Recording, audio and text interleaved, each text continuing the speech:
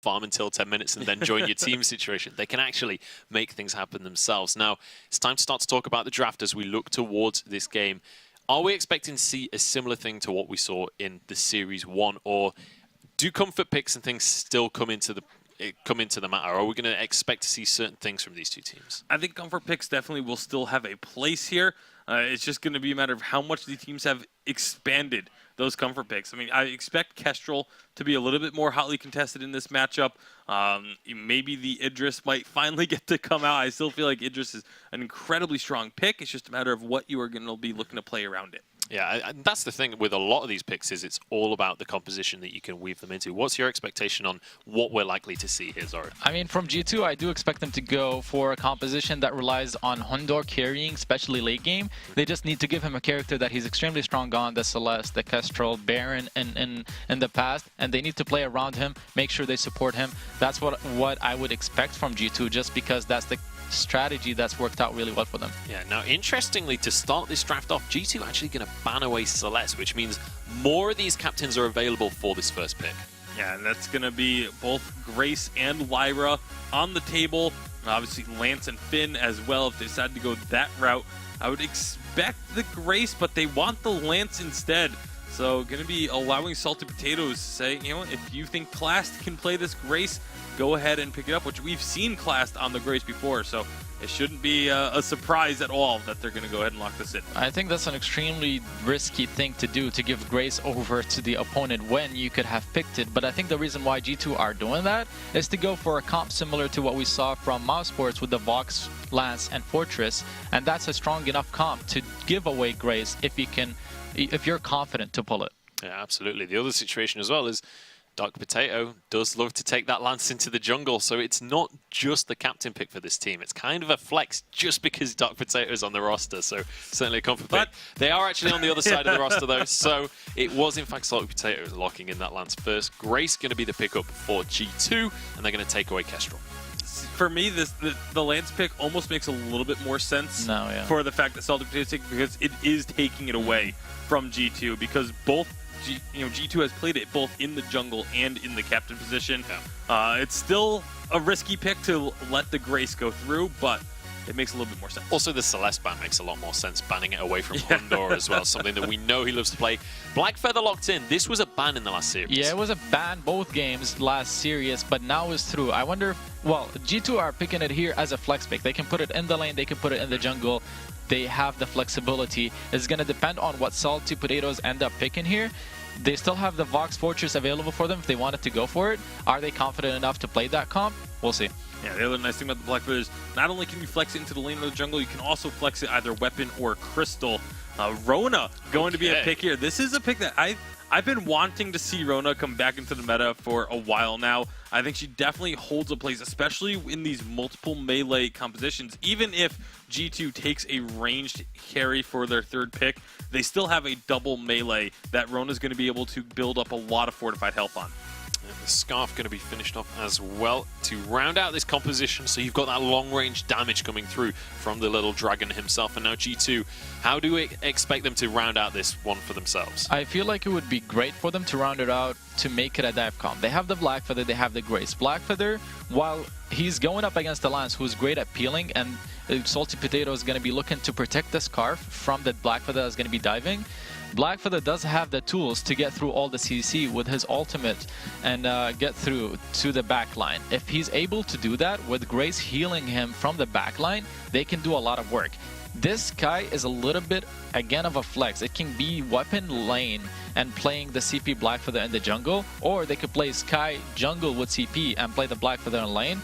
I'm not sure which one is going to be. I would prefer to see it a weapon power Sky because it's such a great matchup against the Scarf. You can dance around his Spitfires and you can apply a lot of that lane pressure that we have been talking about, because Sky is one of the most dominant lane characters that you can have in the early game. Yeah, incredibly good in those 1v1 situations. It's something we've actually seen Hundor play in the past as well. And, you know, when we talk about these mechanical players, Sky is one of those heroes that you can really abuse mechanics. Another big strength of the Sky is the movement speed slow on the forward barrage. Rona is going to be trying to jump and run at you. If you are slowing her up, you know, she has the into the fray. If you're able to disengage from that, her re-engage is very poor if she's getting slowed up by a constant barrage from the Sky. So I actually really like this pickup into this composition. Not only that, but the Sky, there has been changes to her in the last 2 updates where her passive works a little bit more smoothly now, where you can use the heroic perk to dance around the Spitfires, as we said, and get to the back line. Hundor is going to have a lot of pressure on him to perform on the Sky because I don't think without him they're going to be able to do much. I like G2's comp better. They have a lot of tools. They can execute to get to the back line, kill the Scarf, and they have Grace on their side too. And now let's talk a little bit about, we don't have time to talk about anything else because it's time to jump on into this game. Hashtag Vainglory8 is how you can let us know who you're supporting at home. We want to know who the fan favorite is coming on into the second series of the season. But without further ado, let's pass it over to our casters and get on into this game. Incredible G2 versus Salty Potatoes, a amazing matchup to come after this Mouse Fnatic one. Salty Potato is a team that rose up through the Challenger Series last season here, the Source, and it'll be really interesting to see how they've been spending their summer. They failed to qualify for the Unified Live Championships. G2 just about beat them to Los Angeles, but they've had a lot of time to kind of refine their style and look to try and get some serious points on the board. Yeah, it's also a brand new update. There's a lot of ways you can play the game. So we'll see whether or not they can turn that into a victory, as the last 2 games ended fairly convincingly. Maybe Salty Potatoes can give G2 a solid run for their money.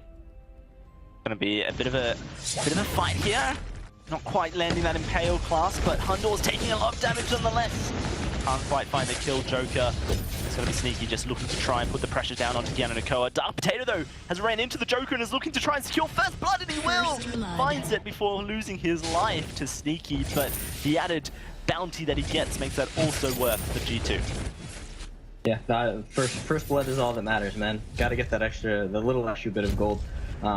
There will be a little bit of a syscall that'll go over the other members of Salty Potatoes. G2 kind of backed away from that, and we are starting to see this evolution of early fighting. You know, if you can get that nice level 2 off of all of that new experience that you're getting out of the jungle, all grouping up for that 2, maybe even a 3-man jungle, you can find some of these really early aggressive fights, and we'll see whether Dark Potato can kind of leverage that into a little bit more of an advantage. He's going back to the jungle, has started to farm up again, and maybe that spirals a little bit out of control, but would have been nice if he'd survived and been able to go back and start jungling.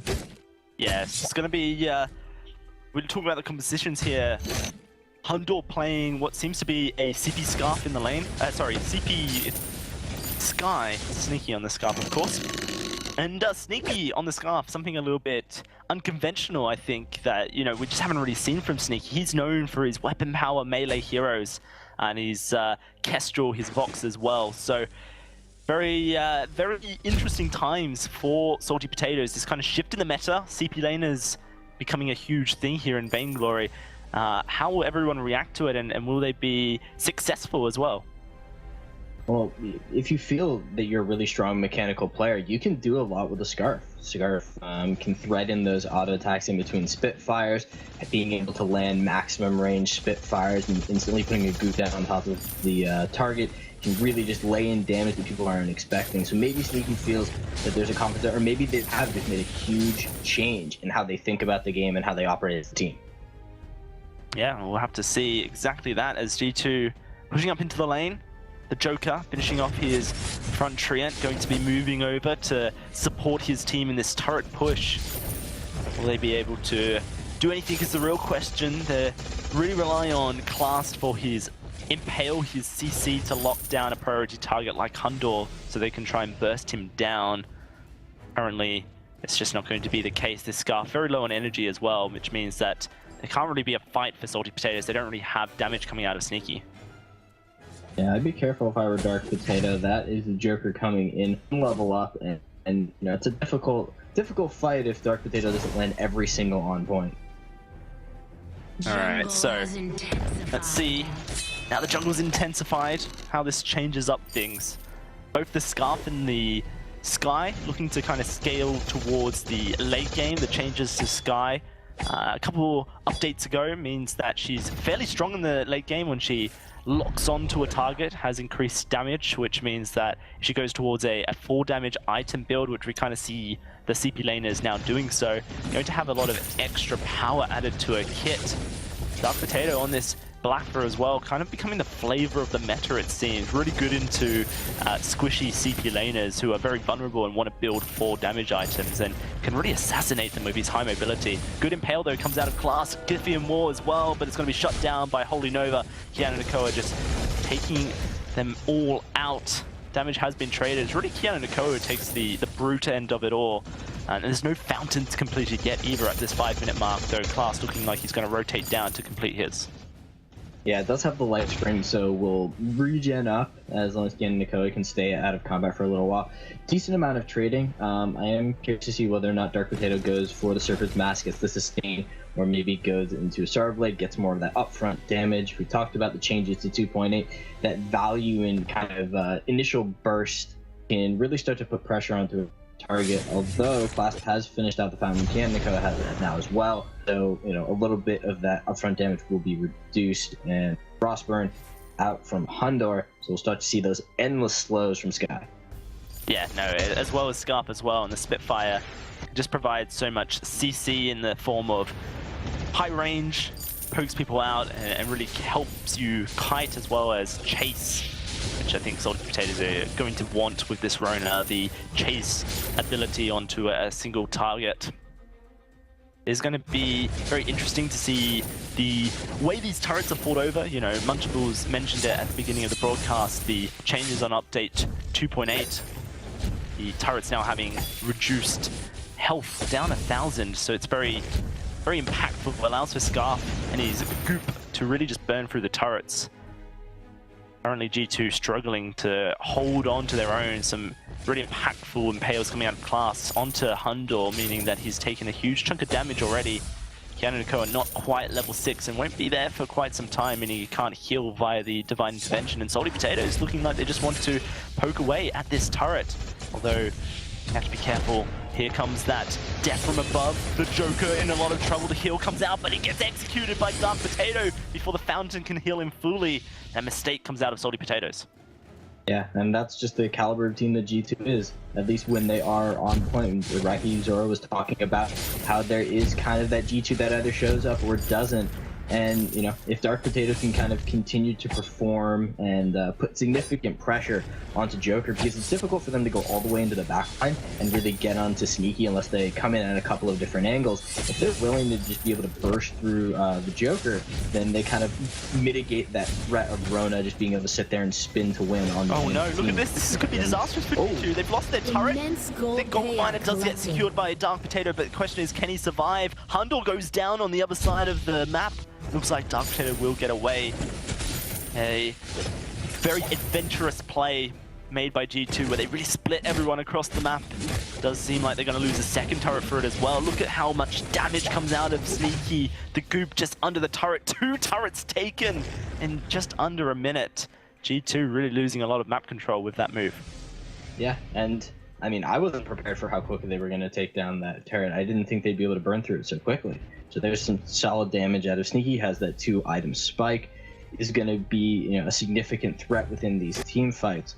But, you know, I wonder whether or not they're actually going to be able to put solid pressure onto him. So far, it's been very much a poke war, and because they did manage to get that gold miner, they've kind of kept the gold very, very even. They're only down by about 400, so they should be able to make the comeback. But you know, now they have to find that solid tower siege or maybe get a good fight in the jungle. I have to see how G2 do kind of bounce back, because they already had what seemed like early leads.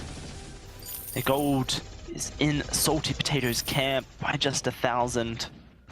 Currently, Hundor looking like he's going to go towards a Clockwork as his 3rd item, so this kind of typical CP laner build becoming the norm, even on Sky in the lane as Salty Potatoes move on in. Class missing that Impale, going to take a little bit of poke, a lot of poke in fact, from both the Lance, the Impale, the On Point from Dark Potato, On Guard, however you wish to say it. On Point, of course, the correct ability name.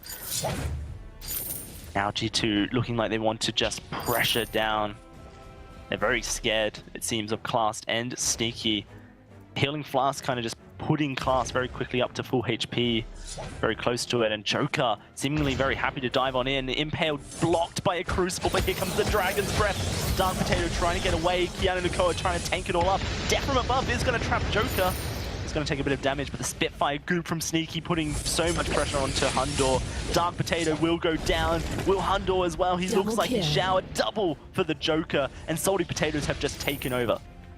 Yeah, Dark Potato got a little overconfident with that last Rose offensive. Probably thought that the goop was going to time out, but I think that extra bit of damage, even with the reflex block over it, not to get slowed, but just getting hit by that. And then just one more Spitfire from Sneaky. It's just getting very, very difficult for them to be anywhere within the Scar's effective range.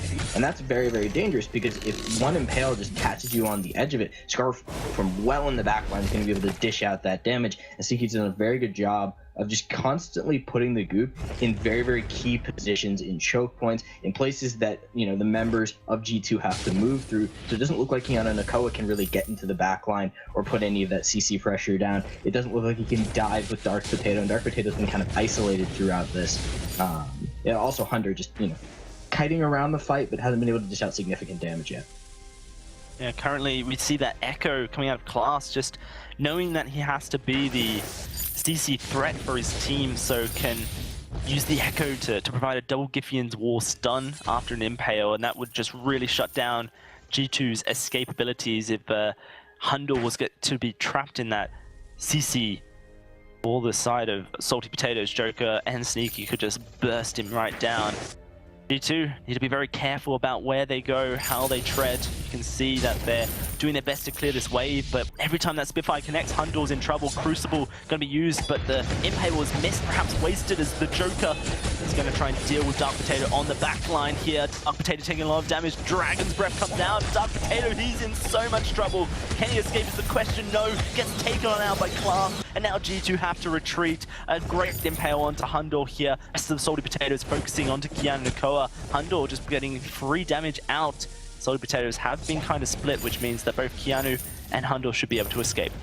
Yeah, that last mortal wound stopped Dark Potato from healing up enough to be able to survive that fight through the Divine Intervention, and the Fountain just got bursted down, took so much damage from the red mist out from the Joker, and it's becoming really, really difficult for Dark Potato to survive the fight long enough. Now, survived that last fight for an incredibly long amount of time, dealt really great pressure despite, you know, the initial amount of damage that was coming out from the side of Salty Potatoes, but they really need to find a way to put the pressure onto Sneaky. Granted, there was a good Holy Nova to stop out the Dragon's Breath and reduce some of that damage. It's just getting harder and harder for G2 to really find the fight that they need.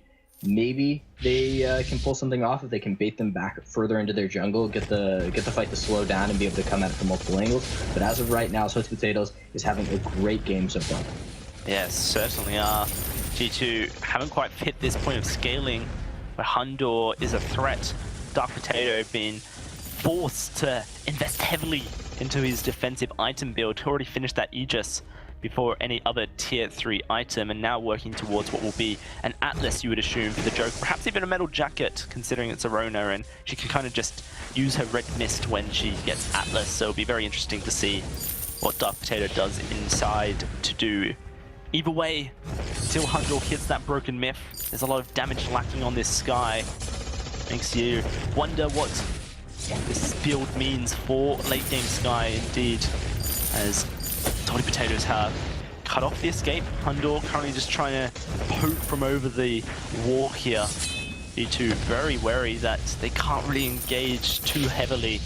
Too much lockdown coming out of Class to protect Sneaky's life. Yeah, Hunter did a pretty good job in that last engagement with this Holy Nova. Yeah, really big. Joker's in a lot of trouble.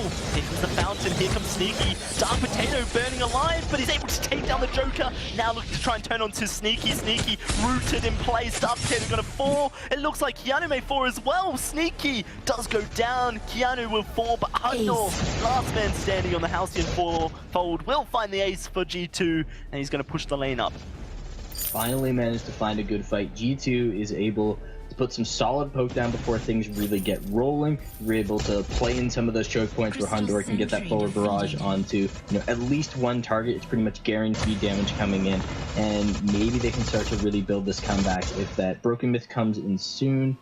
Does he have enough gold? No, he's short by about 200, but should be able to go in the jungle, pick that up. So the next fight going, that'll be a pretty much a full build, at least in terms of damage coming out from Hundor Sky. Yeah, no, this is really crucial, and you can see rotates down to get the backs here, some ambient gold for himself so that he can finish that Broken Myth off, which he currently has the gold for. Does mean that infusions won't be completed for a little bit. The Kraken just about to spawn as well at this 14 and 50-second minute mark. Class just taking so much damage. Looks like they want to take out Clafton. That'll be an easy task for G2. Dark Potato able to continuously slow the on points, and Hundor as well with a forward barrage. A lot of chase potential from G2, and now with the Kraken spawning, they may just look to try and start this up.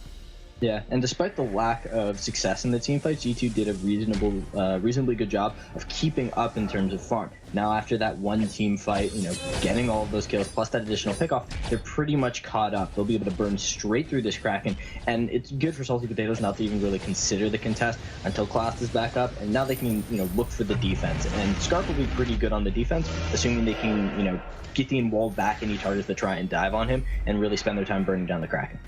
Major difference in builds between Sneaky and Hundor is that Sneaky has prioritized defense on this Scarf. You can see the Aegis has been completed for Sneaky, whereas Hundor just sitting on tier 1 boots and a reflex block, and that means that there's no Broken Myth for this Scarf, and we all know that Scarf becomes super impactful once he's got about 5 Broken Myth stacks. He can use that Dragon's Breath to just tear through an enemy team. That's just not going to happen for another 5 minutes, or it seems. And right now, Salty Potatoes are falling apart. They just take down Class without contest.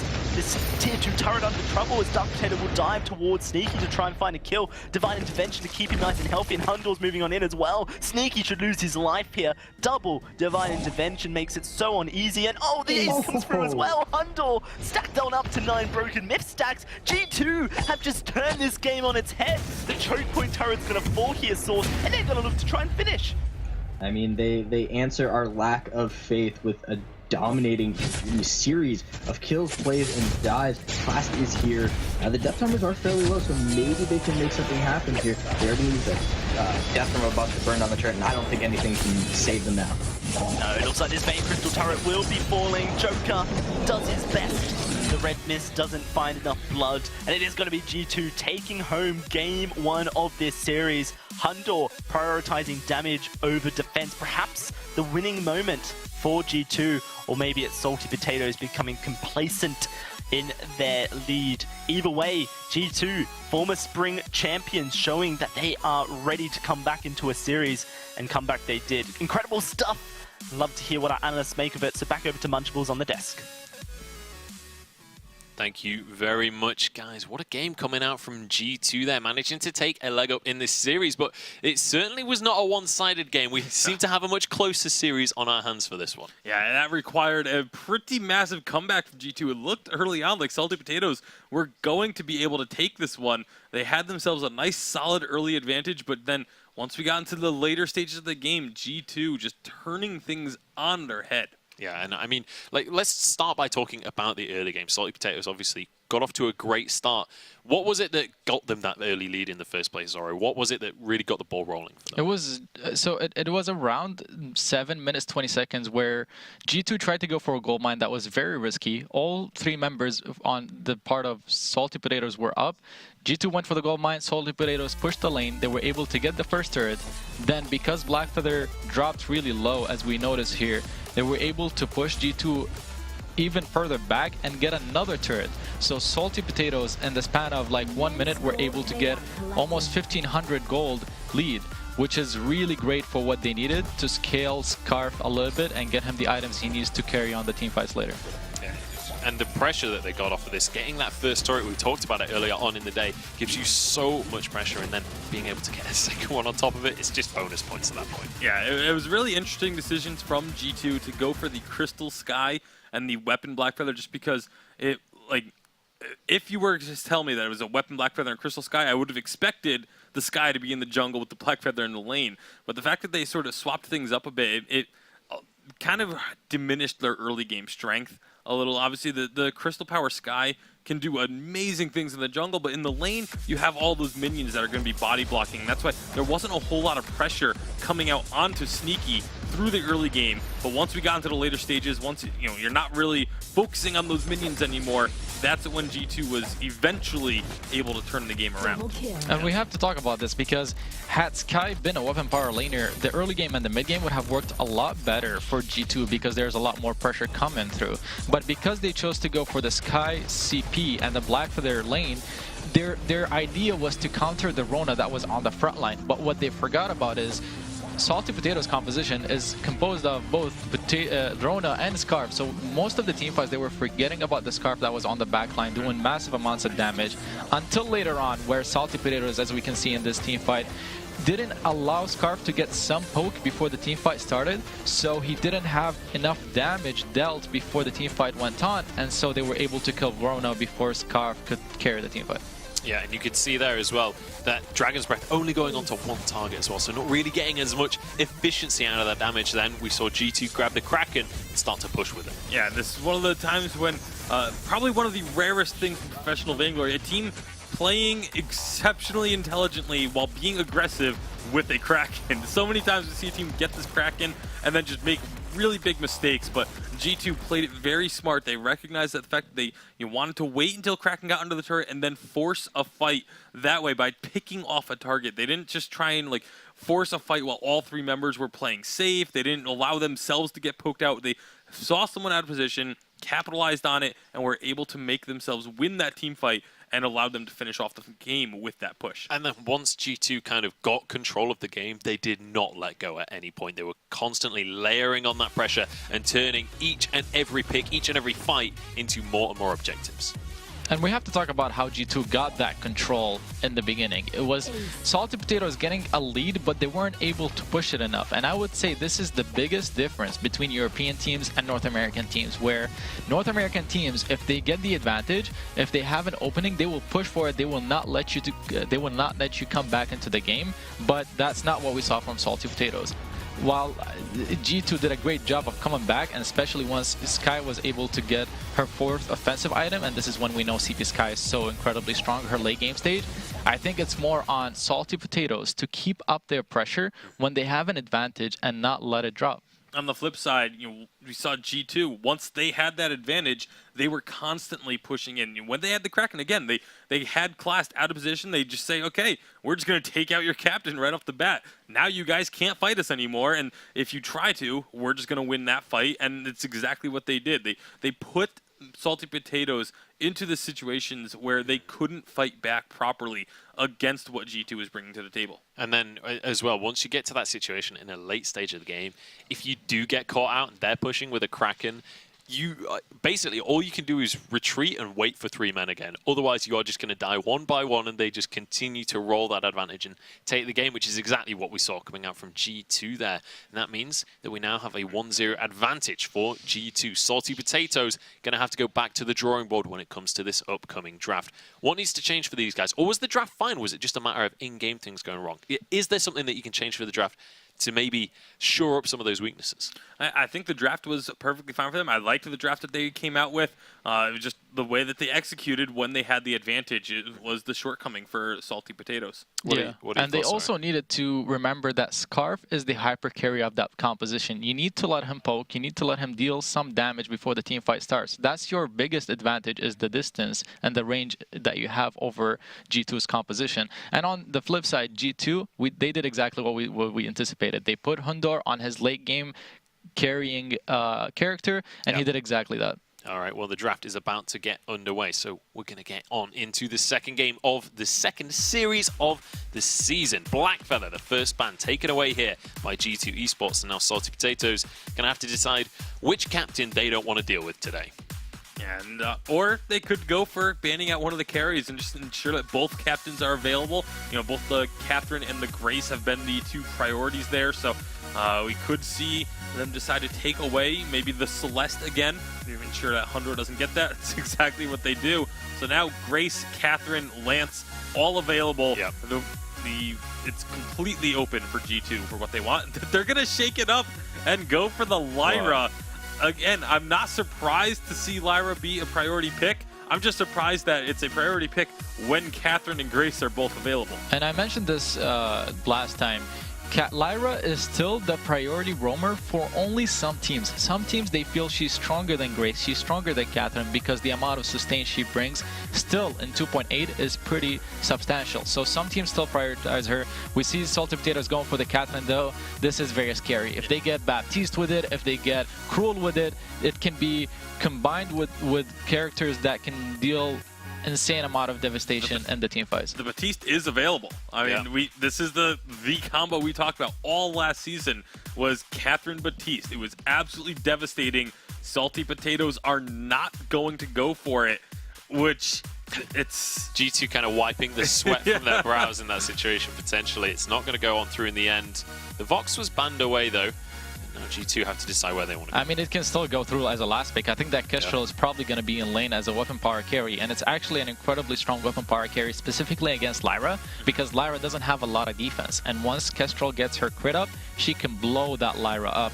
I'm very interested to what G2 are trying to build. They banned the Black Feather, they banned the Vox. Celeste is not available. Is it going to be a Scarf here? It could be Scarf, could be Samuel. Pairs very well with the Lyra. I expect them to try and get something that will be able to deal with the range of the Kestrel. Obviously, we know Sneaky is a very strong Kestrel player. It's one of the 3 heroes or so that he played all the time last season, even in Challengers and in Vainglory8. So they know that it's very likely to be going up into the lane, but they're just going to take away the Baptiste themselves and say, you know what?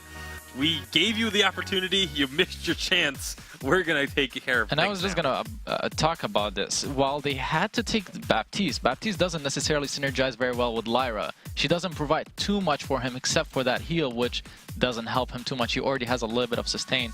So while they were forced to take away the Baptiste and they took it away from Salty Potatoes, they're not going to have that devastating combo anymore. It's still not the best draft for G2. They need to round it out with something strong. This is another Sky. Is it a weapon power Sky?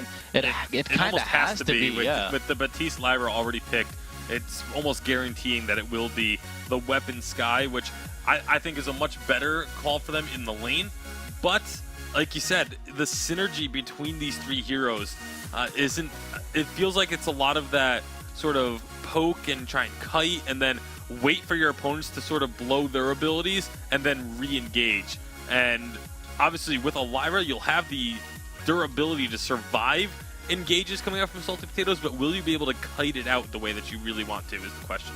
That is going to be the question. Another question is going to be Salty Potatoes. How do they finish out this competition? Obviously, they've got that Kestrel that could be jungle or lane, likely to go to that lane. And Samuel locked in actually doesn't really clear it up too much because we've started to see Samuel more in the lane as well as the jungle. I do think this makes Salty Potatoes' composition a little bit better. It's stronger mid-game because while G2 have a lot of sustain with the Lyra, they don't have enough of sustain, especially with the nerfs that happened to Lyra, to keep healing up the damage that Samuel is going to be able to output. And if Salty Potatoes use that to their advantage, if they're able to push, get a turret, get another turret, perhaps a gold miner, they're going to develop enough of a lead to just completely shut down G2's composition before it gets rolling.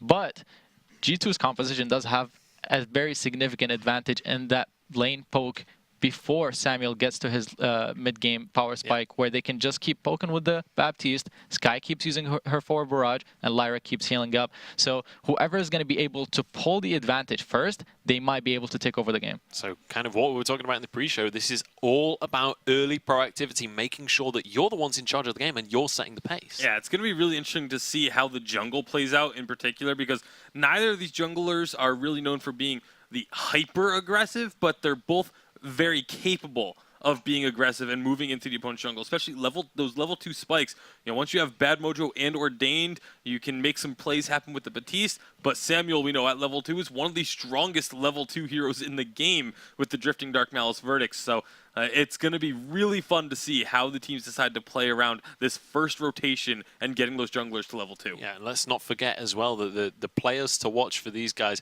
are going to be those laners. Do you have any expectations of how this lane is going to play out, Zoro?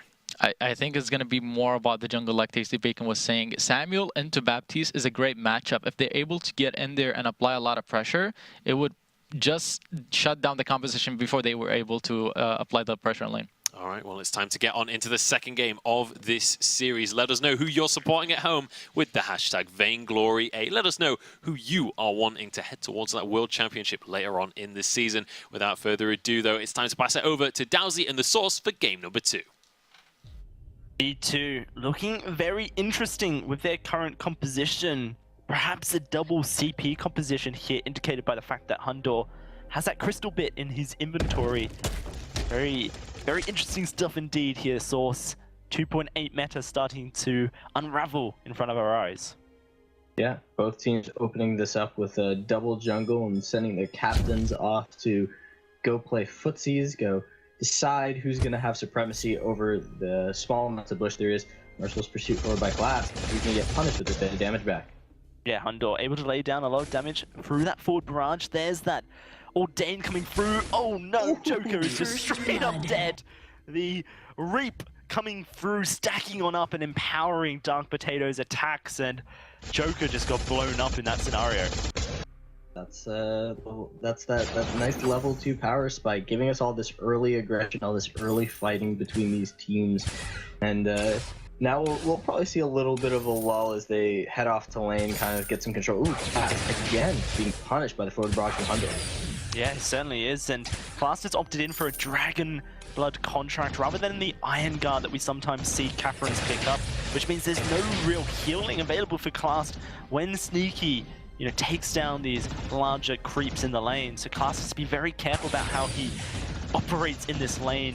Very susceptible to poke. You do see Joker moving on up, looking to try and lay down some pressure, relieve also the pressure that Sneaky and Class are currently experiencing. Dark Potato's here as well. Maybe another Brawl gonna come out. Dark Potato goes forward. Joker with the Ordain, but he's just sitting inside of it. The Drifting Dark Mountain 30 doing so much work, but no kills have been found just yet. Keanu and Co are able to heal on up with the double O cart for the increased healing on his sigil. Yeah, we talked about on the desk how Sneaky has that skill on that weapon power Kestrel. Those boomer shots were huge. Straight up dead there. Joker now. Will he be pressured as well? Malice and Verdicts do work, but the Drifting Dark's not there anymore. Looks like they may just fall back here. Hundor wants to move into the lane, but Sneaky and Joker doing so much work to stop it. Sigil comes through to save his life just in the nick of time. Dark Potato is going to roam back up as well. They haven't spotted him just yet. There it is. Ordain goes down. It's Sneaky trapped inside it, but Joker dissuades them from going on in with his Malice and Verdict Drifting Dark combo once more. What an exciting start to this game. Yeah, plenty of action, and we are starting to see a little bit of how much value that Lyra gets. It's something we haven't seen in the last few games, hasn't been picked, hasn't really been banned. And you were talking about the Dragon Blood contract, that lack of, you know, early lane sustain. You compare that to a Lyra who's just going to have so much power to keep, you know, her teammates alive. Nakoa is just going to have a field day, and I think that may come back to bite the members of Salty Potatoes, at least at the beginning half of the game.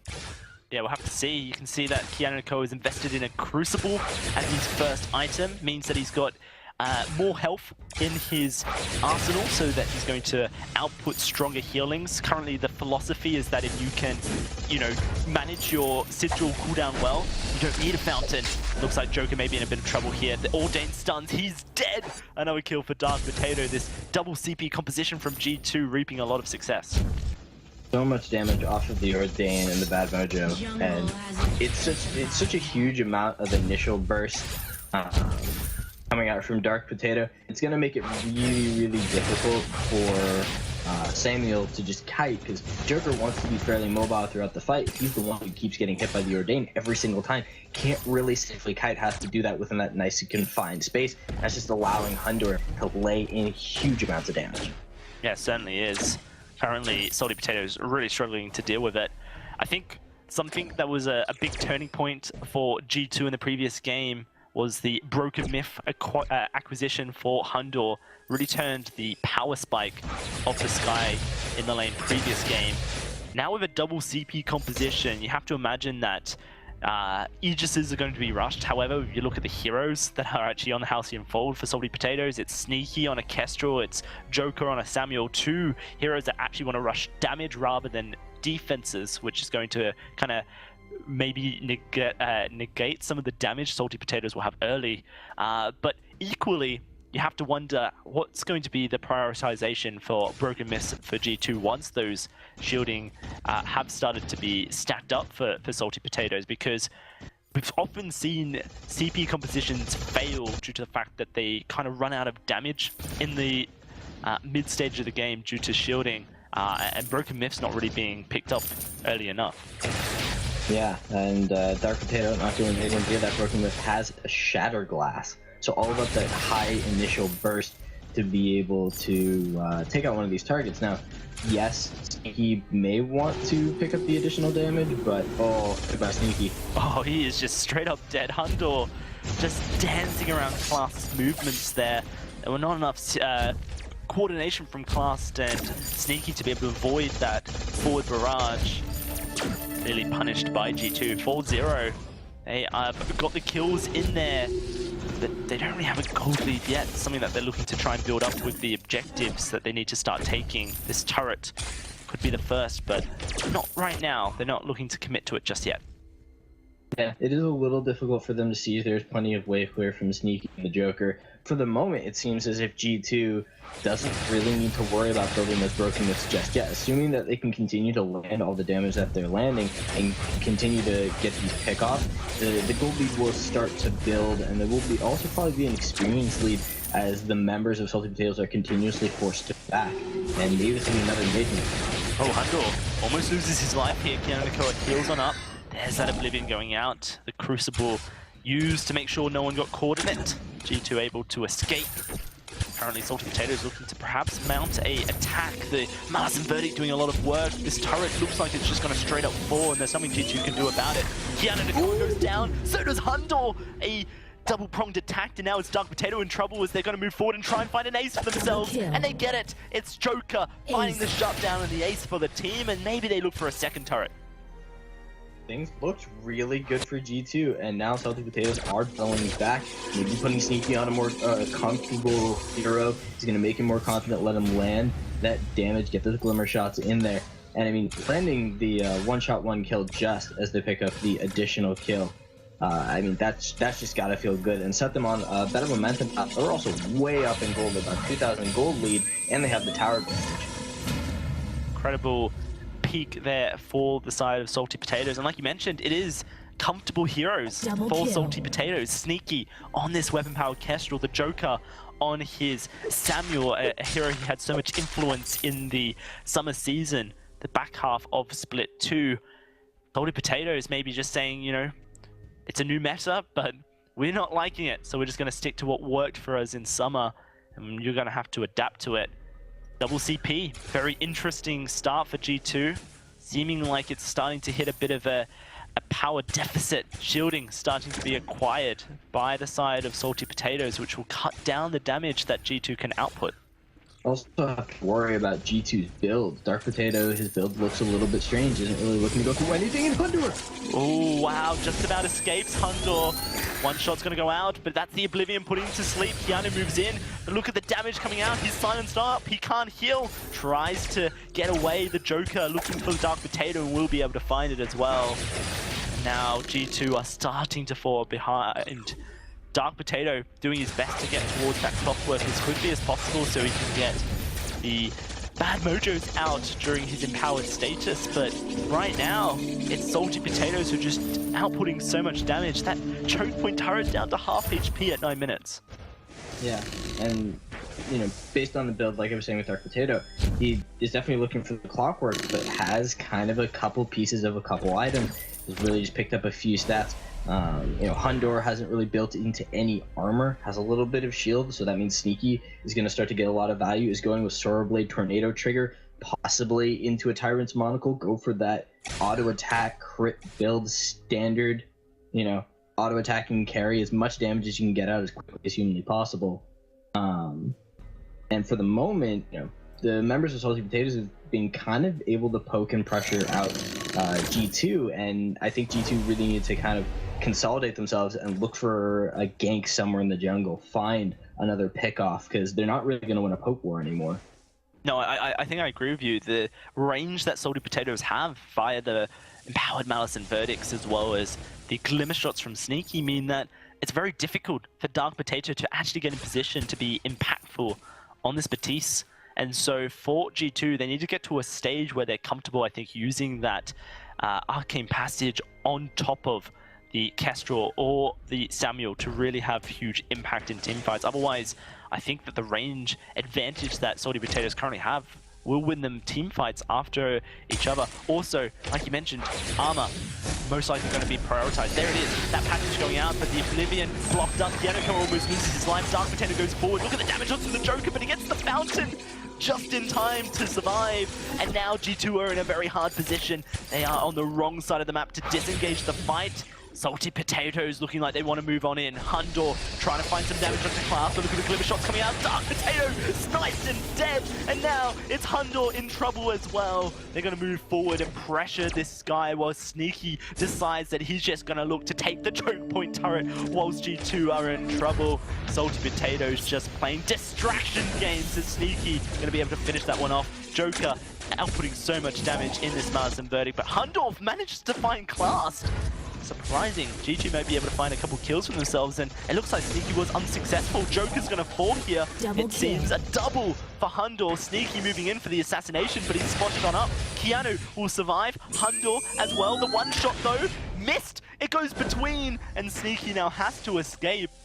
All looked so good for Salty Potatoes, but Hundor managing to thread the needle. An insane amount of high mechanical play out of Hundor to make the best of a bad situation and turn things back to even out some of that gold. So now they're a couple items closer. Has that Pierce is getting a little bit closer towards that broken myth, and maybe that power spike will be enough to bring them back into this. But for the moment, Dark Potato still shifting around a little bit on those items, looks to be going for the Aegis to get that defense. But again, not a lot of armor. Only Keanu has built up a little bit, but that still means that Sneaky is going to do significant damage. Now has a tension bow, so looking for that huge amount of burst to try and possibly pick off either Hunter or Keanu and just kind of set the team fight in their advantage. Yeah, it'd be very interesting to see if Hundor goes towards armor next, or if he'll prioritize a fourth CP damage item like he did in the previous game. I think armor is just so necessary against this Kestrel. Does have that broken myth now. Salty Potatoes, a window of opportunity, will secure 1,200 gold for their team, pushing their lead up to a huge 4,000 at this point. Currently, Dark Potato just finishing his clockwork as well will give him a bit of extra damage. Needs that broken myth for sure, so he can stack those bad mojos up, really have a lot of damage. We'd already see that the shielding's there for Sneaky, Class has an Aegis, and Joker has the reflex block. Very interesting times here, Source. Indeed. I think the biggest problem for G2 is we saw that team fight with the Arcane Passage. It didn't really go that well for them, and it looks like they were considering setting up another one. It's hard. They need to either find a really great, full engagement shooter. Oh my goodness. The Dark Potato! Dark Potato gets melted on through, survives. Fearsome Shade's gonna knock back 2, but it doesn't matter. He's dead. Joker able to find the kill credit now. Look at where G2 are. They are out of position, but this passage should get them into the base. Here comes Joker looking for some damage. Look at Sneaky's glimmer shots tearing through Hundor. Almost dead. The Fountain just well timed to keep him alive, but the first Vein Crystal turret will fall, and Salty Potato is going to be very, very happy with their win there. Able to take an objective, push their lead even further. G2, they are desperately trying to get in position to at least find a kill. Salty Potatoes are setting up an ambush. They're looking to just turn this around. Dark Potato almost dead. Keanu Nakoa tanky enough. They've taken down the captain. Dark Potato likely to fall very swiftly. Sneaky with a double. Hundor last man standing, and Sneaky going to turn his attention to the minions. Hundor will find another. It's now carry versus carry, the matchup that we've all been watching this entire game, but both looking like they don't want to face off each other. Instead, synchronized backports. 8-8, this game is close on kills, but certainly very, very far apart as far as objectives are concerned. Impressive by Hundor to continue to just salvage all of these situations for the side of G2. Dark Potato gets caught out near the bush, takes so much damage. it's really difficult for G2 to continuously step up. Yes, they have a good kind of roaming team composition, but they can't, they don't have that huge tank who's going to walk into that bush and face check all that positioning for them. Additionally, they're spending all, majority of their gold onto items. They do have a little bit of vision with some of these players, but no scout traps down, no defensive vision for themselves. So every single time they step forward, it's going to be a risk. They need to be on point on every single one of these plays, and primarily it's been Hundor who's really made that happen for them. Yeah, Hundor with cooldown reduction in his inventory. He's going to be building towards a 4th CP item. No armor going to be there. Sneaky's build completed. The monocle to round things up. Double crit, tension bow, Sora blade. That's a lot of armor piercing as well as just damage coming out of this weapon power carry. Hundor's going to have to try and avoid it. You see Dark Potato prioritizing defense of his own, which means there's just not going to be a broken myth for him at all this game. Very unlikely that he even gets into the broken myth by the end of this game, despite whatever conclusion, unless this was to go on for another 15 or so minutes. B2, go for it. Oh, I definitely think Dark Potato just wants to CC as much as humanly possible. He just needs to survive, because he's been probably pretty much the first one to go down in almost every fight. This is challenging times for G2. Once more out-rotated. Salty Potatoes can move into the base. Kiana and Nakoa taking so much damage in the process. Hundor not quite stacking up with his broken myth either. Salty Potatoes, where will they go? A split comes out of G2. Hundor over the wall, the rest trying to backport. Dark Potato gets spotted out though, and he is in so much trouble. Fearsome Shade used, but the block comes through from Joker and Sneaky to survive. The Joker trying to find the kill, but somehow Dark Potato takes him down. A mistake from Salty Potatoes, and now they are in a bit of a pickle. Looks like G2 won't chase too deeply here, respecting their position in this game. A lifeline shown to them in this 17th minute. Last minute bit of healing saves Dark Potato. Kiana Nakoa uses the Arcane Passage to make it through that base wall and show up for his teammates. So G2, they've got a reprieve, they've got that moment to kind of step out onto the fold and maybe bring back some map control, a little bit of momentum. Maybe they find the secondary kill, stagger some of those deaths. They can take their first turret of the game, because this has been Salty Potatoes just controlling the map. I have to see if they're able to do so. The Joker has respawned. Going to be clearing out this wave, but Sneaky has so much wave clear available to him as well. Very risky here for G2 to push too deep. You can see exactly why. The damage Joker is outputting here. Like, there's going to be Keanu and Dark Potato going very low. One shot comes out, it's dodged away. Class follows up through that passage, but look, they just targeted Dark Potato, and he falls immediately. Keanu and Nakoa stunned on up. Salty Potato is pushing on forward. Kiana Nakoa has to escape here, and Hundor, with a bit of energy from that tree, and may be able to do some damage. Class taking a bit, but they've lost their captain once more, and Hundor will find the backport, but it's likely going to be a Kraken taken here for Salty Potatoes. Class was so low, and just surviving through two of those forward barrages, making it through the first one, being that low, allowed him to tank things up, and I think that maybe some damage could have come out on the Sneaky, maybe deterred that additional chase, and Kiana Nakoa would have survived. But now it's a Kraken going over to the side of Salty Potatoes, and they will continue to pressure G2. Maybe this could be the end of the game if G2 cannot get enough damage on the Kraken or ace the enemy team. Yeah, you have to feel for G2 that they have to initiate a team fight sooner rather than later, because this Kraken only has one Vein Crystal turret to take down before that Vein Crystal is fully exposed, and Salty Potatoes are within an arm's reach of winning. G2 lining up here, clearing the wave, and Salty Potatoes start their engage. And Malice and Verdict's reaching, but there's the engage coming out of Kiana Nakoa. Everyone's going to move on in. There's the Oblivion blocked on up. It's going to be Joker removed as Dark Potato goes down as well. Hundor trying to find the damage onto Sneaky. Kiana Nakoa trying to provide healing, but it misses the sigil. And now Hundor's in a bit of trouble. And Sneaky just going to move straight on into the base as Class distracts Hundor. Will lose his life for it. What can Sneaky do is the question. Kraken full health. Sneaky invisible. The Vein Crystal starting to melt away. I don't think they can stop him. Hundor tries his best. Will take him down, but the Kraken is far too healthy, and one swift punch equalizes this series for Salty Potatoes. an impressive game out from Salty Potatoes, putting Sneaky back onto that comfortable hero, Joker as well. And I think that was really the big difference there. There was a great opening from G2, but Salty Potatoes just knew when and where they needed to be to turn the game.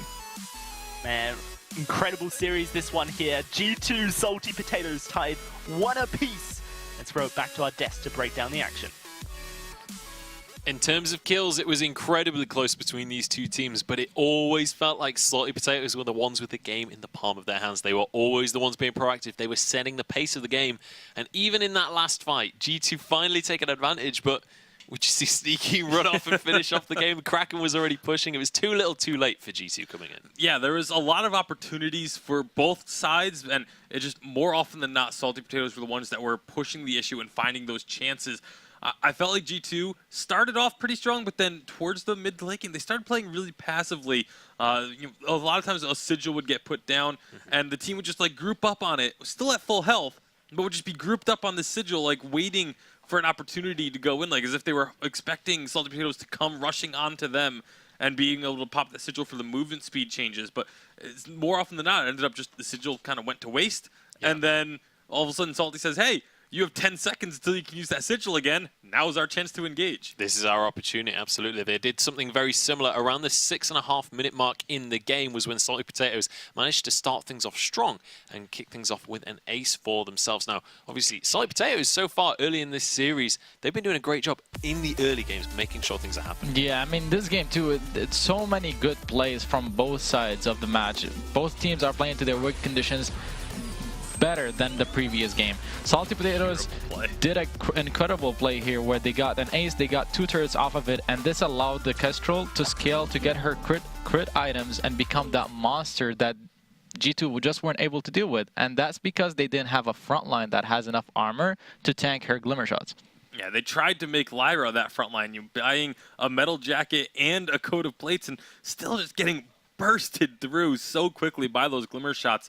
That's one of the difficulties if you go for a composition like this. If you don't have that big front line, you have to find other creative ways to engage onto the Kestrel to try and blow up that target, and it just wasn't able to happen for G2. Yeah, and I kind of want to shout out Hundor a little bit in that game just because he did so well across the game. I think he finished the game 7-1-6 or something, which, you know, great KDA, but it was never quite enough to turn it into victories in these fights. Yeah, and it was Salty Potatoes trying to constantly chase Sky after they would get a kill or two when they couldn't lock her down. CP Sky is incredibly good at kiting away and just dealing damage as you're trying to run at her. If you can't lock her down, don't chase her. And the important thing to note is that Salty Potatoes, the reason why they got the lead is, as we mentioned during draft, they hit a power spike with Samuel and they were able to go to lane, use that power spike to their advantage and get a lead. It's beautiful play from Salty Potatoes. I think it's more on the draft for G2, and that's the reason why they lost this game. Yeah, and I mean, just beyond the 13-minute mark, we almost saw the game end a little bit early as Salty Potatoes were really layering on the pressure. We have a replay of that moment where G2 just about hold on to things. Yeah, it was very, very close. The fear came through. It was absolutely beautiful, but even still, Sneaky was untouched and was able to get the damage down. They rotate over. Class is low, but they say, you know what? We still have this big lead. Let's just try and push in, see what we can make happen. And it was those glimmer shots, again, just melting through the opponent's health bars. Hundor barely surviving that situation. He does. And the idea behind what's happened is we mentioned in draft, G2's composition doesn't synergize very well, and it doesn't have a lot of poke because of the changes that went through to Sky. She doesn't do a lot of damage with her forward barrage unless you have the lockdown on a target. And on the other hand, Salty Potatoes used the range advantage that they had with the Kestrel Glimmer shots and with the Samuel Drift in Dark perfectly. And that's how they were able to win those team fights, by whittling down the health pools on G2's side. Yeah, and then after that ambush coming out from Salty Potatoes, the absolute bloodbath ends up with 1 survivor apiece, and it stops the siege coming on through. And that meant that Salty Potatoes kind of had to reset, but that was definitely not the end of the game for them. Yeah, it was, one thing I want to shout out is Class and his positioning this game. You know, Hundor, we talked about the fact that he had such a crazy scoreline, but a lot of it was because he was able to stay safe. But while he was staying safe, he was pushing out so much damage. The only reason he didn't take over the game was because Class was getting into these positions to protect his carries. This fight was one of those ones where we see they lose out on Samuel very early on, and it looks like, okay, Hunter's going to be able to turn this around, but all of a sudden Catherine just body blocks for Sneaky long enough, and Sneaky, they push them away, and Sneaky says, hey, we have a Kraken pushing in, there's only one turret left. I do a ton of damage, 1100 damage off of 2 Glimmer shots, and that just ends the game. So very heads-up play by both Class and Sneaky to finish it. And to Tasty Bacon's point, we saw Class get an Aegis just so that he can soak more damage from Sky, because they are going up against double CP, and that's where G2's composition doesn't really synergize. It's double CP, you don't have good engage. That last team fight that we saw, that was the best thing they could do, is to engage, try to get a kill on the back line, but it's so hard to execute with your composition. You need to have a better idea of what you need to do against the enemy's composition and then get a draft to execute that idea. Yeah, one of the issues always when you go either double weapon power or double CP, every single defensive item your opponent builds gets double value out of it. They don't have to go down 2 defensive trees, but we need to start to talk about the next game as we're going to be jumping into the draft for game number 3 of this series. Where are these teams going to go from here? Like, how does this change? Are we just going to go back to draft from game 1 now that they're swapping sides again? I would expect something along those lines. Maybe Salted Potatoes doesn't ban away the Catherine, or, well, maybe they do ban away the Catherine. I was going to say they could pick it up again, because G2, I feel like their draft around the Catherine was rather poor, banning away the Vox, and then allowing the Kestrel and not taking, or and then forcing themselves onto the Matisse. We had seen Salty Potatoes be banning away the Celeste in the last couple of drafts, so G2 actually have an opportunity to maybe lock that in early on in the draft. The Celeste and the Blackfeather, the only time Blackfeather went through, G2 picked it up the first game and they won with it, so that's another priority pick. One thing to note, Kestrel is extremely strong as the weapon power carry she is in lane, but it's only situational. She can't be that incredible threat against every composition. If G2 has a strong front line, they could deal with it, but instead they're choosing to just ban it to not have to worry about it too much. This leaves Grace open. Does Salty Potatoes try to go for it, or do they prioritize Lyra? That is going to be one of the questions, and obviously we've seen Lyra also been a priority for teams. Lance as well has been very much up there across the course of today, so multiple directions these guys can go with their pickups here. And with Catherine taken off the table already, then it kind of limits some of the other picks that would go alongside it, like a Baptiste that we used to see as a flex first pick. Yeah, I would expect either the, well, they're going to take the Blackfeather instead, so now G2, again, still have their choice of captains if they want to go that route, or they could lock in that Celeste, wary of the fact that Salted Potatoes will likely ban it away on their second rotation. So decisions now have to be made for G2 of how they think Salted Potatoes are going to execute the rest of this draft. I don't really fully understand the prioritization on Blackfeather this highly. There are a lot of things that can go up against it very well, like Cruel, and this also allows so many things to get through. We see the Celeste being picked up by G2, and this is one, it can lead to one of the strongest compositions G2 has ever played, where they have Hondor carrying with 2 supporting characters like the Lance and like the Finn, like the Arden, like the Lyra, even Grace open. They can build a composition to play to their win conditions that they know how to play to very well. Taking Grace off of the board here, deciding they don't want that one for themselves, they want to deny that combination alongside a Blackfeather, and now have to decide how they're going to support this Celeste. And I mentioned Cruel up against Blackfeather, that's not going to be going through because they just banned it. Yeah, and so now the choices left are, you know, you can still see the Arden, the Finn, the Fortress. There's still a lot of options that G2 could pick up as the sort of utility to go around G2. I'm actually really surprised that they didn't take the Lance, because, again, that's one that Dark Potato can run too if need be. But they wanted the Finn, they want to have that extra pressure. It is a nice combo you can set up. A Forced Accord into a Core Collapse can really devastate a team with a Quibble on top of it. In some ways, though, the Finn kind of enables you to pick the Lance as a final pick, because your opponent ain't going to pick a Lance when they're going into a Finn, so it's a difficult situation for Salty Potatoes. It's possible. If G2 gets Celeste, Lance, and Finn, that's going to be tough for Salty Potatoes to play against. At the same time, though, Finn, because his weak early game allows for Blackfeather to scale, we could see Blackfeather scaling, then being able to dive on Celeste late game and just killing her without too much competition being thrown back. Vox gets picked up. This is a laner that's going to be able to apply a lot of pressure, but it doesn't do too great against Celeste because she can outrange him later on once she gets to her level 8. Yeah, this is just a comfort pick situation for Sneaky. The Vox, Kestrel, Blackfeather. It's really those 3 picks are the only ones. They do take the Lyra, so they will have a definite sustain advantage on the side of Salty Potatoes, but can they turn that into anything beyond that? Obviously, in the early game, it can really help out. Book of Eulogies, along with a Sigil, can keep you topped up in the lane for a very long time. Lyra also great for enabling your carries to get onto that backline, Celeste. That's exactly what I was going to say. What Salty Potatoes are going to be looking to do here is, first, use your poke advantage before Celeste gets to level 8. Blackfeather is going to be in the jungle. He's going to be leveling faster than Celeste. Once he gets to level 8, they can go up to lane.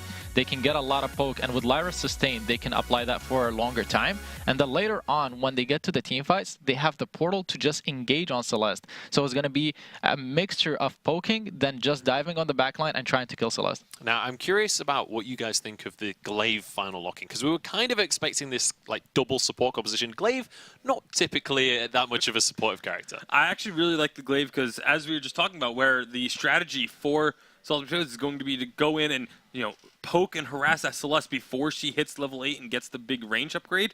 Glaive can kind of help the Celeste out through the early game and say, okay, I'm going to rotate up to the lane and make a gank, an afterburn into a core collapse. That's a guaranteed kill early on, especially if you have a Finn who's going to be likely to babysit the lane because he doesn't have the mobility to be rotating into the jungle a lot. So the Glaive is just, I think, really strong to help shore up the early game and get that Celeste to the late game power spike. So it's almost like a bridge to get Celeste online, as opposed to protecting her once you get to that late stage with the Celeste. We'll see whether G2 can pull it off. It's certainly something that they've been known to do in the past. And Dark Potato, when he gets on these aggressive weapon power junglers, he knows how to take over a game. And I think that is something they're going to try to use for their advantage.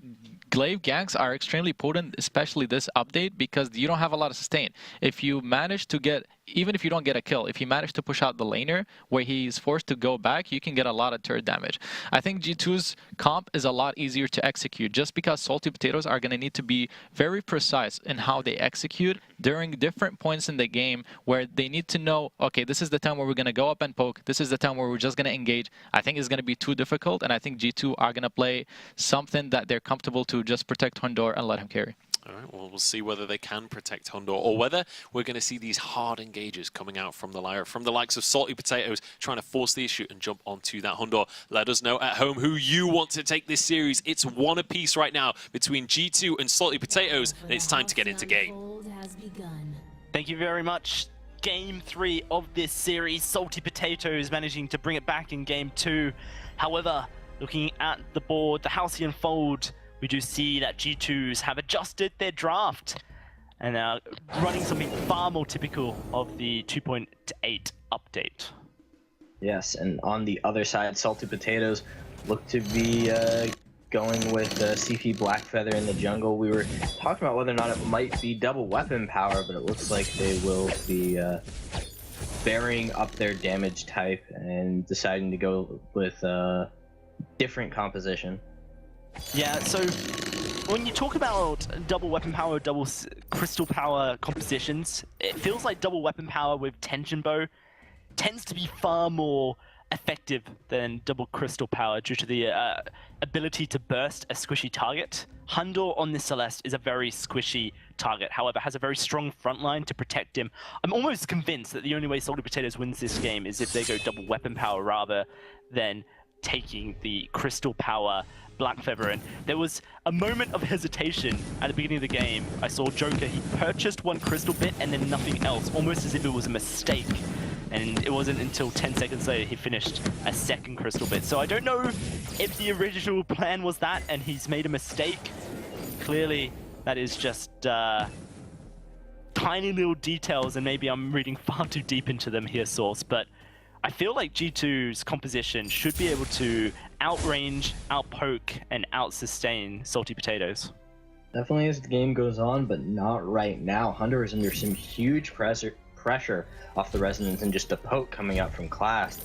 So, giving them a little bit of an early advantage. Quick back for Sneaky, picks up a little bit more damage, and we'll use that to continue to try and pressure out the lane. See exactly what kind of shenanigans comes out. Already shielding picked up by Joker, respecting Hondor's ability to do damage when he goes in for ganks. if he dives on in, becomes that melee threat that the Blackbird can become, then he needs to be able to survive against the core collapse. Quibble comes out, so a bit of shielding can definitely help with that.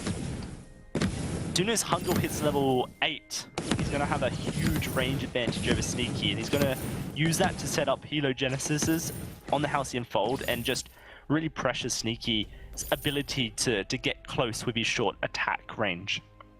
Yeah, and for that, Salty Potatoes is definitely looking to get that lane taken care of, take down that first tower before level 8 comes up, if they can, because that'll give them a little bit more space to maneuver around the map and let the Joker kind of dictate the pace of some of these fights. Currently, Dark Potato in the lane.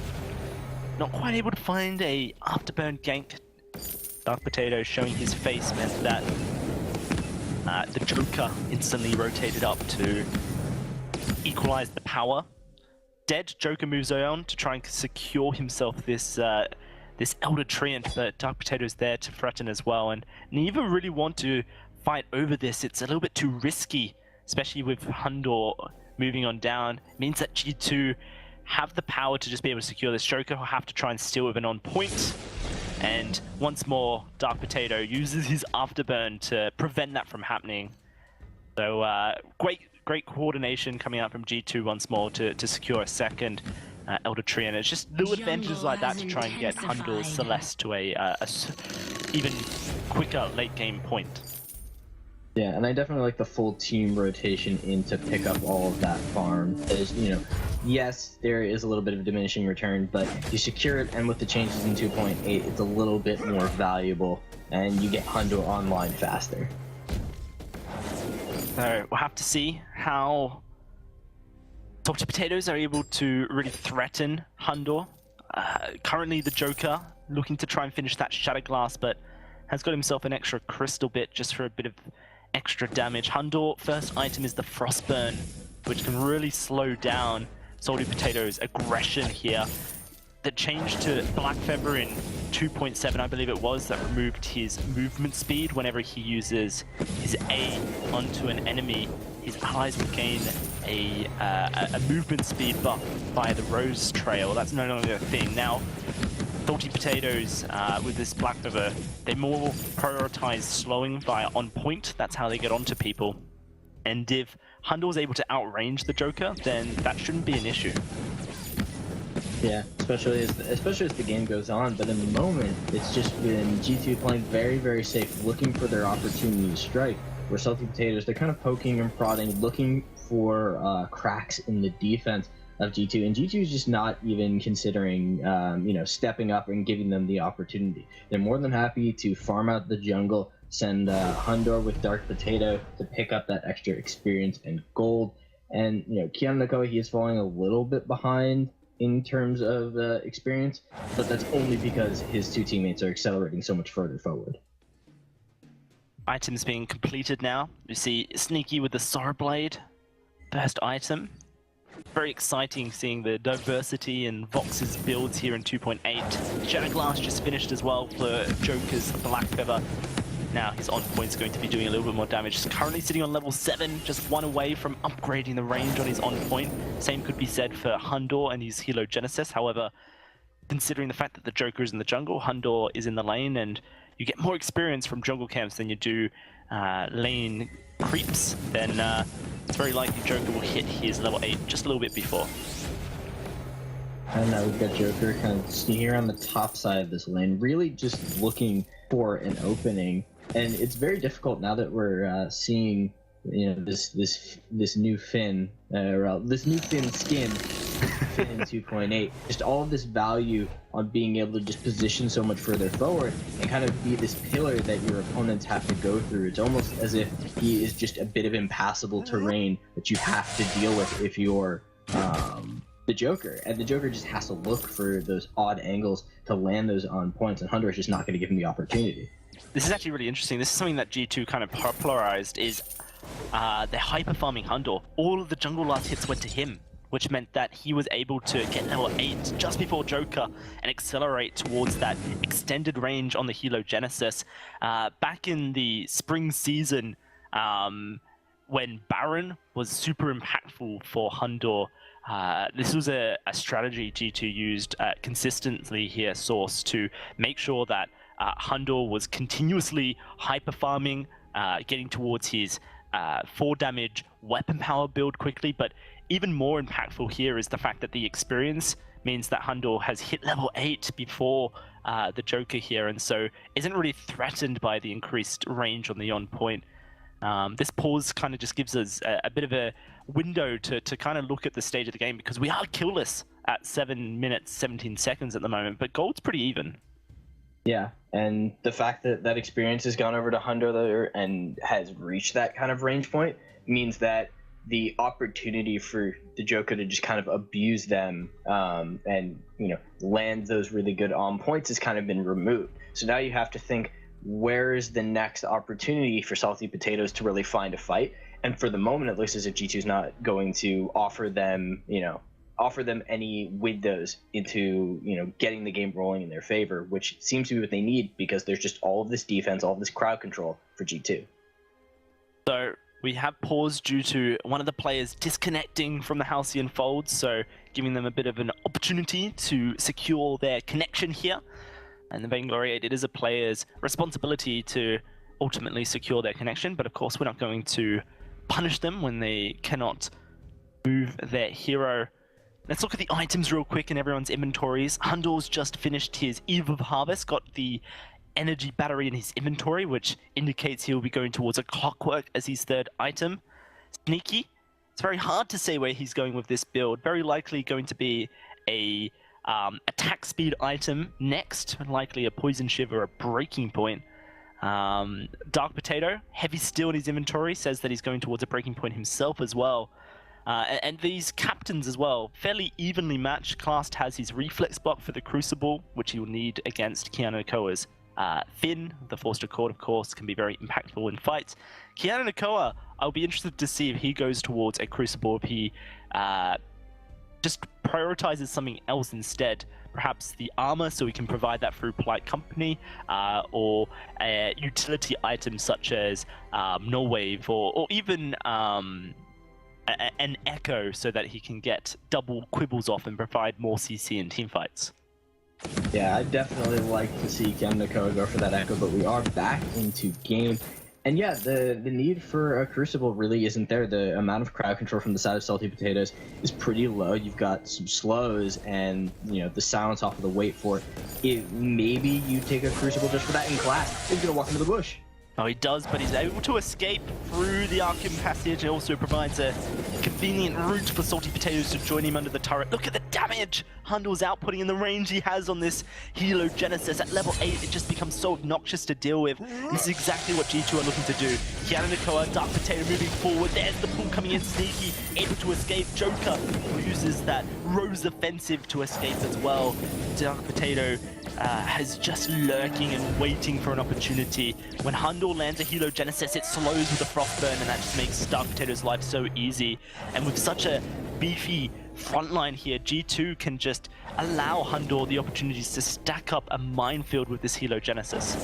That was a really good on point from the Joker. Got through 2 targets, didn't take any damage in return. There is still opportunity for Salty Potatoes to find that fight, but it does get harder and harder as the members of G2 push in, and Sneaky is very, very low. Oh, no. Just straight up dead. Dark Potato finds first blood. Hundor in a little bit of trouble, but I think Joker may have bit off more than he can chew. Trying to find the fight, but he can't. Core collapse in a Helo Genesis will secure the kill. Now it's Class, last man standing. Dark Potato just pushing him away from the turret so G2 can secure it themselves. And this is where things start to snowball here, Source. I think for G2, you'll see Hundor go back and complete that Clockwork. Now he has become a very obnoxious Celeste, spamming that Helo Genesis on just a second cooldown and making supernovas at will.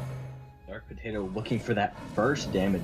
Looks like he's going for a Sorrow Blade instead of that Breaking Point. Keanu Nakoa in that last fight had a great Polite Company, plus the Fountain just gave him just enough health to keep Hundor alive. And now Hundor is starting to reach that devastating point of continuous and pretty much endless damage you can see out of Celeste. And really, the Joker, it looked like he was going to be able to find that initial kill, but it's just getting really, really difficult unless they can get huge sigils in to keep them alive. Class dukes out that Light Company, but that could be devastating. Yeah, certainly can, and it's so difficult with the Frostburn on the Helogenesis. It allows for G2 to have so much chase potential. Kianako to be able to position for Quibbles. He's getting to a point where he's almost overdriven that Quibble, only a level away from doing so. Dark Potato now looking for that Sorrow Blade, like you mentioned, will have so much burst potential onto anyone who does get caught out.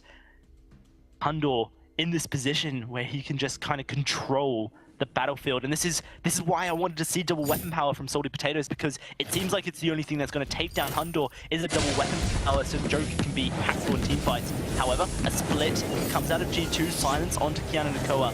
He's going to be okay for now, and look at that, Hundor just pushes back Salty Potatoes.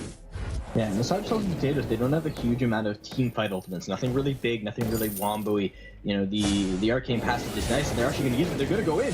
Yeah, trying to find a kill, but they just get blown up in the process. Joker gonna lose his life as well. Hundor surviving Sneaky, though will find the kill, but a final core collapse, a final message from Hundor is that you're dead, and it's a double kill for Dark Potato. The ace comes through for G2, and they're gonna reward themselves with a gold miner. Salty Potatoes look for the play and are punished for their aggression with an instant Light Company into, I want to say it was a 2-man core collapse.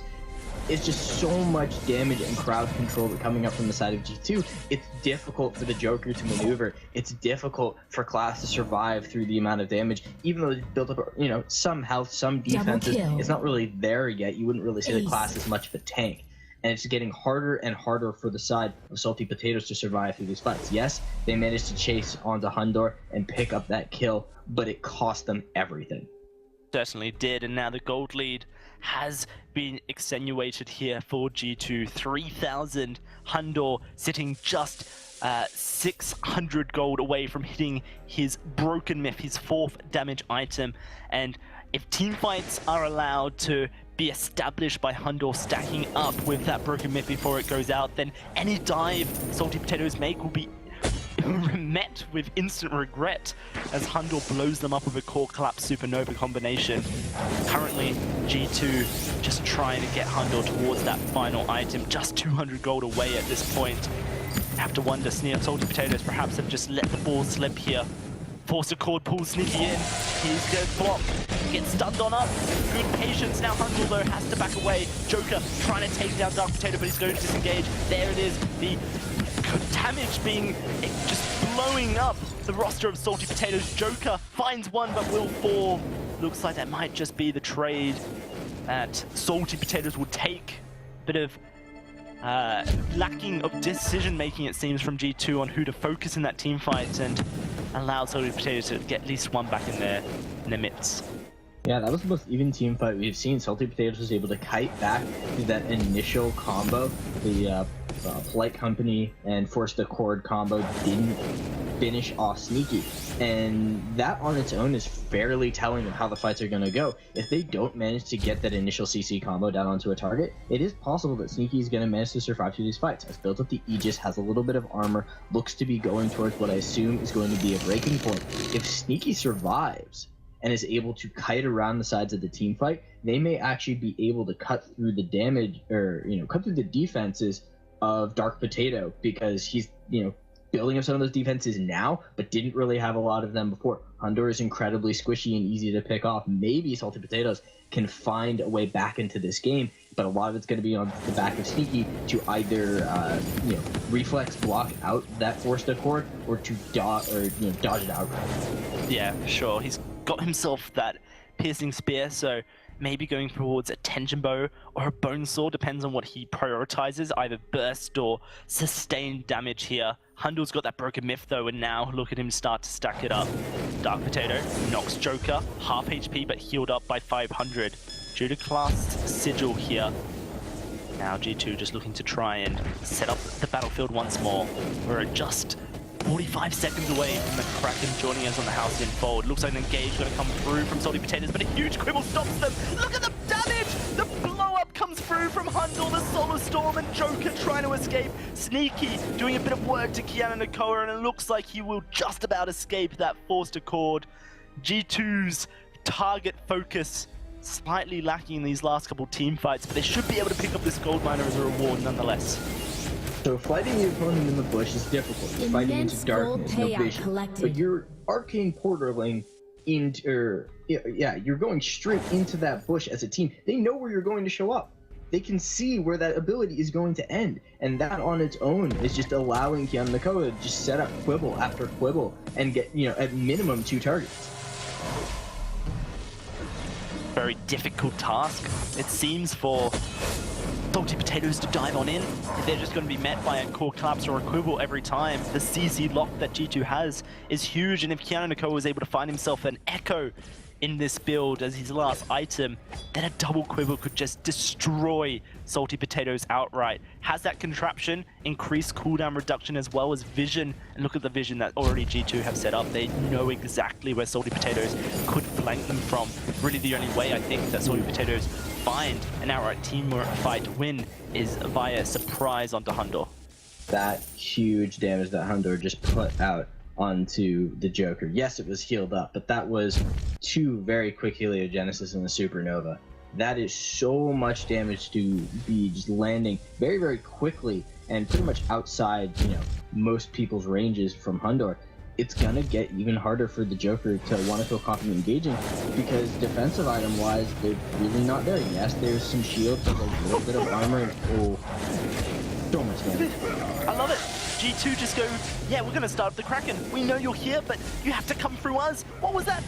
A portal from Clast? I'm not entirely sure what it achieved. Salty Potatoes looking to contest this Kraken, but a double pull in. They managed to escape with a great Crucible, but the damage is coming out from Hunter. 1-2, it's a double, and it's only Sneaky left alive. G2 have destroyed Salty Potatoes once more, and they just cannot stop Hundor's reign of power. This Witch on the Halcyon Fold brewing destruction for these Salty Potatoes. They managed to survive the forced accord quibble combo. It doesn't instantly connect, and then there's just a solar storm that absolutely obliterates them. I don't know how Salty Potatoes make it back into this if they don't instantly kill Hundor. So they can't be getting engaged on. And every time they've used Arcane Passage to make a play in, Kiana Nakoa is waiting at the end of that portal, saying there's only one place you can show up, I will be there. So they either need to make a play happen from an odd angle, or they need to come up with a whole new way to engage on the Hundor, because the current strategy isn't working, and they've just been giving up teamfight after teamfight. Celeste seeming to become one of the strongest on this update 2.8. Look at the damage, the power, the control she currently has over the Halcyon Fold, and that the choke point turret stands no chance. G2, 2 turrets for their efforts so far. Just trying to poke out, but don't want to overextend their welcome. We'll move back.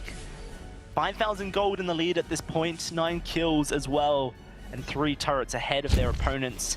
Like you mentioned, the only way that Salty Potatoes seemingly can win a teamfight is if they take down Hundor immediately, but their current setup just doesn't allow them to do so. Yeah, and G2 backing out there is a good call, because despite, Salty Potatoes not really winning the team fights, not being able to win the team fight, their defensive items aren't there, but their damage is. An overcommitment by Hundor putting himself in a bad position, the Joker could turn things around and make something happen. If Sneaky survives the team fight long enough, there's potential for him to cut through some of those defenses on the side of G2. But G2 have consolidated their power, they're grouping up again, and they are not going to allow the side of Salty Potatoes to find that opportune team fight. Huge damage on the Joker. Yeah, currently that Broken Myth starting to get a couple of stacks to its name. It really is that Broken Myth that is dictating whether or not G2 feel welcome to engage the fight. Hundor at this 19th minute mark finishes his Halcyon charges and completes his full build. Now in a choke point, looks like G2 may start to push forward. Kiana Nakoa, energy battery turned void battery in his inventory. He's going for that Echo. Once he has the gold for it, it could just turn team fights from destructive to disastrous for Salty Potatoes.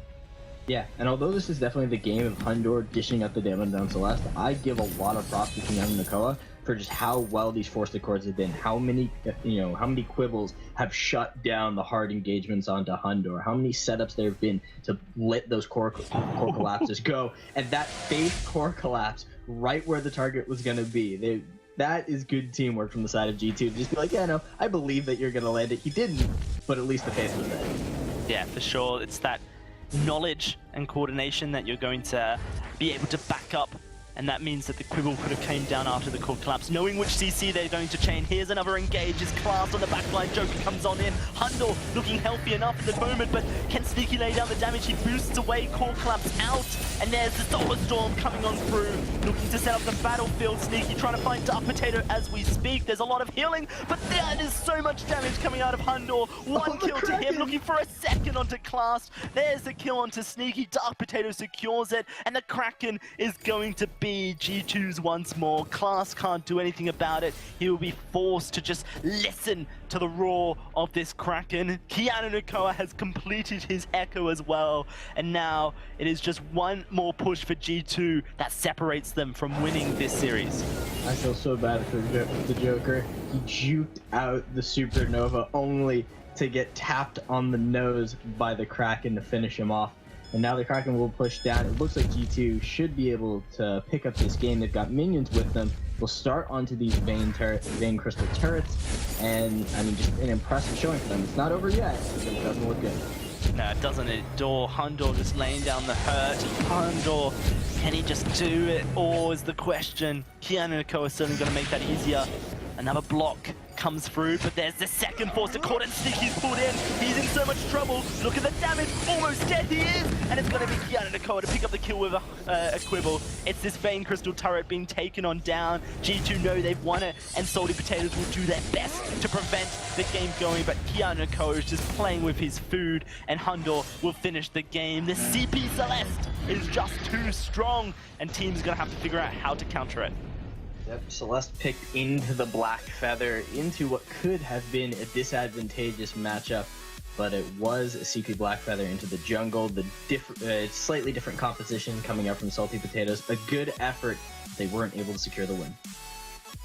Well, there it is. G2 starting off their autumn season strong. They are back full force, it seems, and a very threatening team to face up against. Let's throw it back to our desk to break down that series. Thank you very much, Dowsy. We are back on the desk ready to break down that series a little bit. G2 managing to take it in the end. And honestly, out of the 3 games, definitely the most convincing one we saw out of G2. It definitely felt like they had a game plan, they knew their win conditions, and actually made it happen this time. Yeah, it was very well played for them. The Celeste was able to get so much damage out, and there was really no answer at any stage of the game from Salty Potatoes to try and shut down Hundor on this pick. I mean, I'm very impressed with how G2 has been playing for this series. Every single game, they've had a very clear idea of what they wanted to do and how to execute it. The only time they lost, which was the second game, is because the thing they needed to execute wasn't good enough. And they were trying to do it, and they almost did it right, but they didn't have the tools to do it. So I'm very impressed with how they've been playing. I hope they can keep it up. Yeah, so clearly have a plan coming into these games. It's just a matter of whether or not that plan is good enough to win the games. We had a few clips from the early games as well, from G2 kind of taking that little lead that they managed to get themselves and turning it into something more. Yeah, and right here, it was a lot of the fact that there wasn't enough damage coming out of Salty Potatoes when they got onto the backline. You know, Hundor does go down in this one, but by the time they get Hundor, they've already taken down 1 or 2 targets extremely low, and then Dark Potato's just able to clean it up. And one of the big criticisms I have for the side of Salty Potatoes in this game in particular, and really across the whole series, is something we talked about right at the start, was the hero pool for Sneaky. Obviously, his Kestrel is phenomenal, but if you ban that away, they always try and get him on Vox. And right here, it cost them dearly, because Black Feather is a super strong counter into a Celeste if you run it as a weapon Black Feather. You can go in, dive the back line and just have so much damage, take out a Celeste immediately. As the Crystal path, he doesn't really have that option. So because they put so much emphasis on getting the Vox, they had to run the Black Feather as a Crystal, and he's not able to be that hard counter anymore. Yeah, and it meant that Hundo could kind of just do whatever he wanted towards the backside of the fight. And I mean, the reason why they didn't have enough damage later on to kill Celeste when they were trying to dive on her, I think they had the right idea. You need to dive on Celeste later on to kill her, but they didn't have the tools to do it. And the reason why they didn't is when I was talking about it in draft, they needed to abuse the advantage with Black Feather's levels before Celeste hit level 8 and go to lane, try to poke out Celeste, then get a turret. They did not do that. On the flip side, when G2 got the level 8 with Celeste, they went up to lane and they sieged the first turret, they got an ace, they got the turret, and that's how they got ahead. All right, well, we have a fight that happened around the 16-minute mark in this game that we're going to break down a little bit better for you guys and go into some more detail.